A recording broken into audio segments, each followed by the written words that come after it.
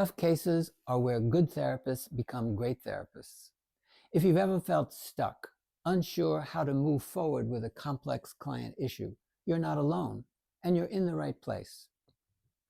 I'm Dr. Ben Benjamin, and in this video, I'll show you the key skills, mindset, and resources you need to handle difficult cases with confidence. Let's begin.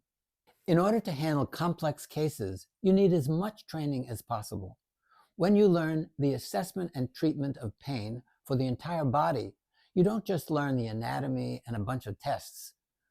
What you're really learning is critical thinking.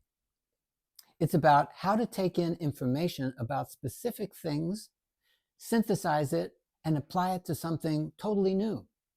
When I teach these skills, I cannot cover every specific injury that you'll ever see. I'm training your mind to use the information you have learned so that you can figure out a pain or an injury that you or I have never seen before. This is how you obtain mastery. Even after 40 years of working with people in pain, I get really excited when I see something new that I've never encountered before. I remember a woman whose legs felt dead, without sensation, after walking around for an hour or so. If she sat down for 20 minutes, the feeling would return. I did a lot of testing, and I consulted with my mentor during the treatment process.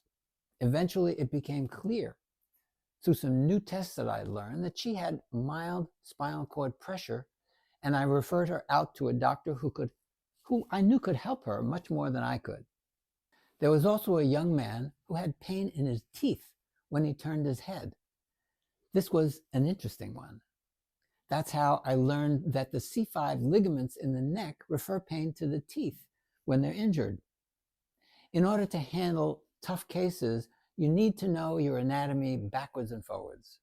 You have to be able to put your finger right on the attachments of every tendon and ligament in the body, the referred pain patterns of every muscle, tendon, and ligament, and what happens when each spinal nerve becomes dysfunctional.